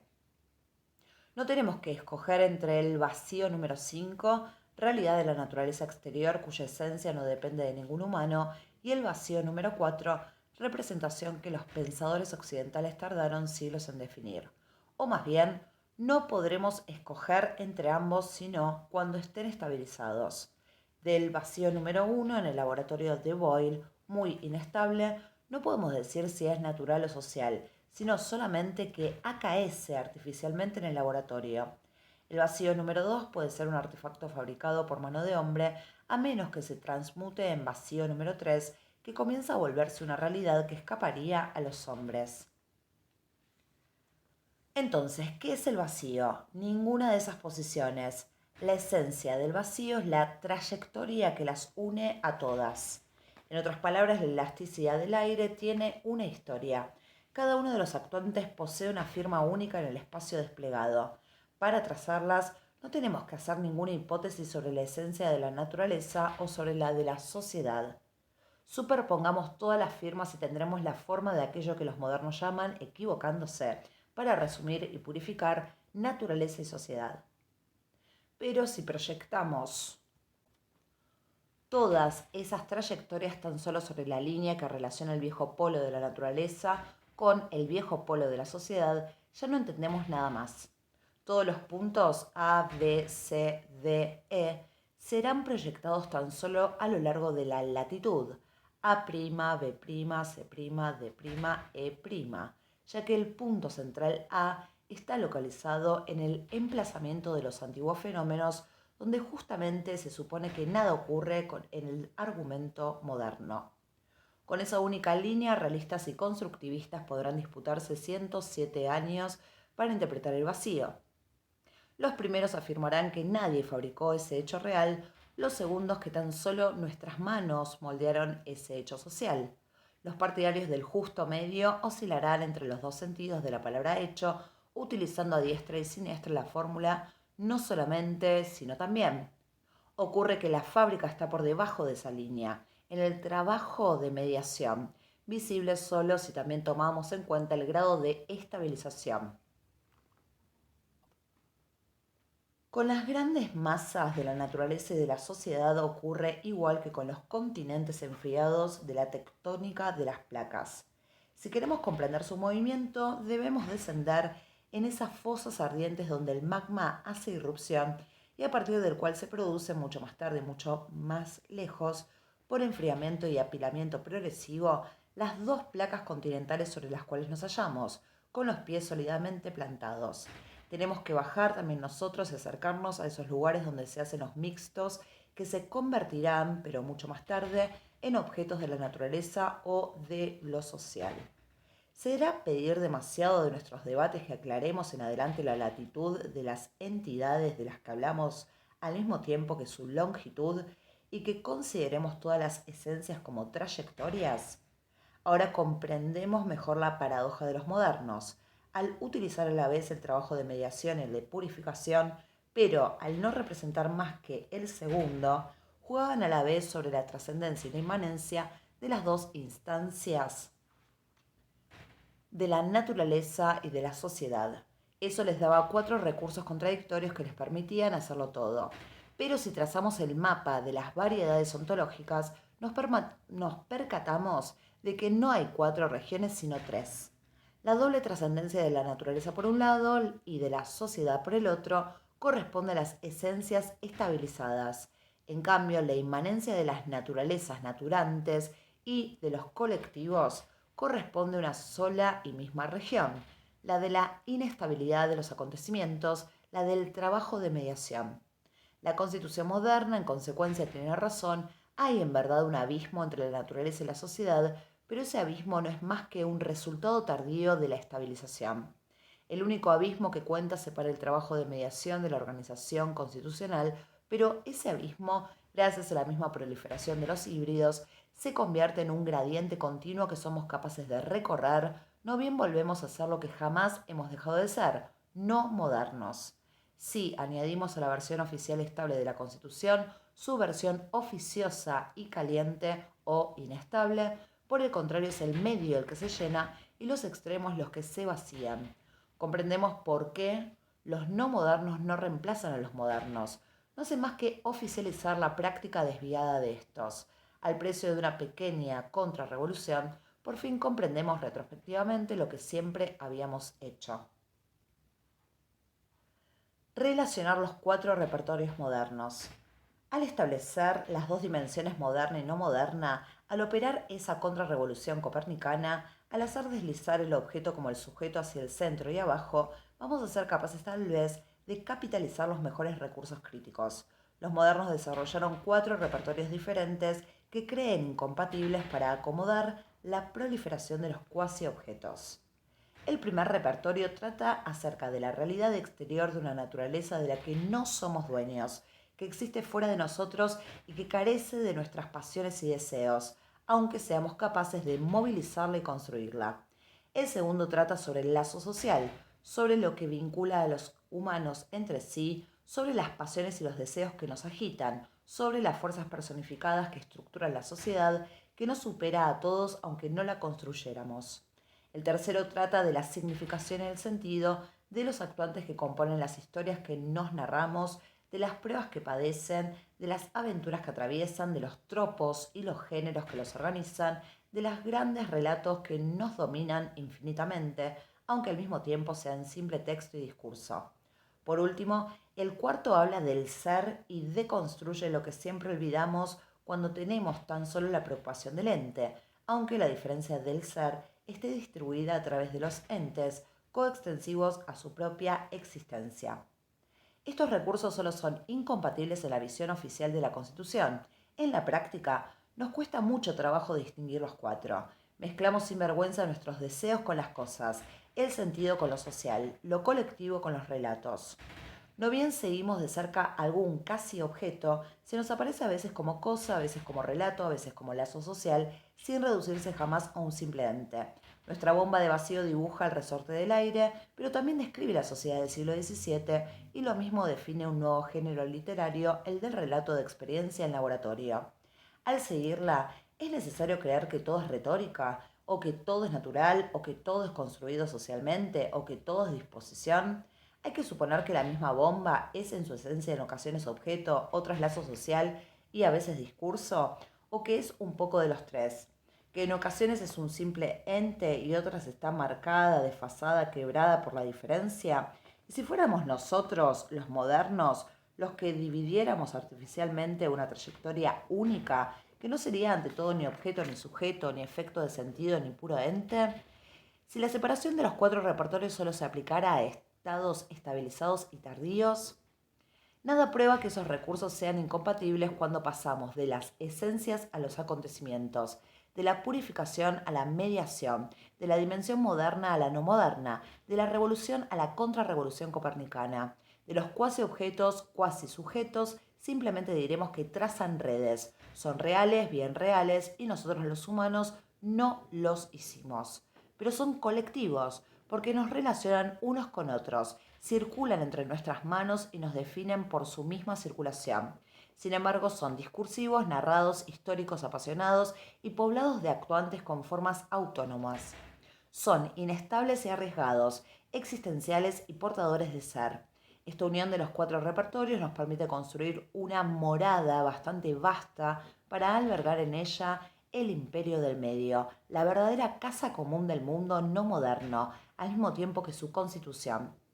La síntesis es imposible mientras sigamos siendo modernos en profundidad, puesto que la naturaleza, el discurso, la sociedad, el ser nos superan infinitamente, y esos cuatro conjuntos no se definen sino por su separación, la que mantiene nuestras garantías constitucionales. Pero la continuidad se vuelve posible si añadimos a las garantías la práctica que permite porque la niega. Mucha razón tienen los modernos de querer a la vez la realidad, el lenguaje, la sociedad y el ser.